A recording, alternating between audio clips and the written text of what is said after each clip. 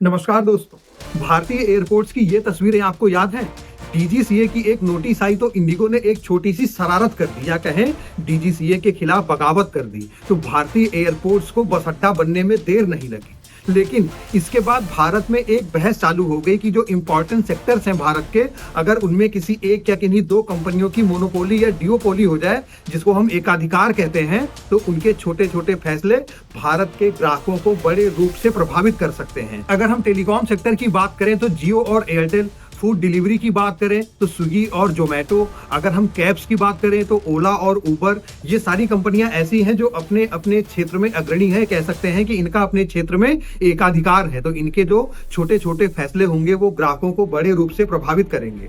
जैसे aviation sector की अगर हम बात करें तो भारत के एविएशन सेक्टर के 65% मार्केट साइज के ऊपर इंडिगो का अधिकार है। तो भारत अब इसी मोनोपोली और डुओपोली के चक्रव्यूह से अब बाहर निकलने की कोशिश कर रहा है और इसकी शुरुआत करने जा रहा है एविएशन सेक्टर से ही। जैसे इंडिगो के इस कारनामे के बाद ये बहस चालू हुई। अगर भारत में छोटी रीजनल एयरलाइंस होती तो इंडिगो अपनी मनमानी इस तरीके से नहीं कर पाता। इसी को ध्यान में रखते हुए भारत ने अब 3 नई एयरलाइंस को एनओसीज दिया है।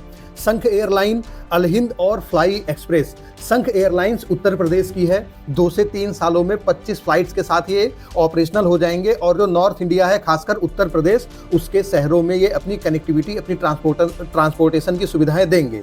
इसी तरीके से अलहिंद ये केरला की कंपनी है, बहुत पुरानी कंपनी है। टूरिज्म के सेक्टर में ये पहले से ही काम कर रहे हैं। 130 देशों में इनके ऑलरेडी ऑफिसेज हैं। मिडिल ईस्ट में ये पहले से ही बहुत ज़्यादा पॉपुलर है। तो ऐसा माना जा रहा है कि ये भी अब एक नई एयरलाइन बनेगी और अपनी सुविधाएं भारत में देगी, खासकर साउथ इंडिया में। इसी तरीके से तीसरी कंपनी है fly express. Fly express Telangana की कंपनी है, ये कोरियर कंपनी है और अब ये एयरलाइन सेक्टर्स में, एविएशन के सेक्टर में भी अपनी सुविधाएं देगा। तो आप क्या समझते हैं कि अगर ऐसे छोटे छोटे प्लेयर्स भारत में और ज़्यादा होंगे तो इसका फायदा कस्टमर्स को होगा कि नहीं होगा? कमेंट करके हमें जरूर बताइएगा। मिलते हैं अगले वीडियो में, तब तक के लिए नमस्कार।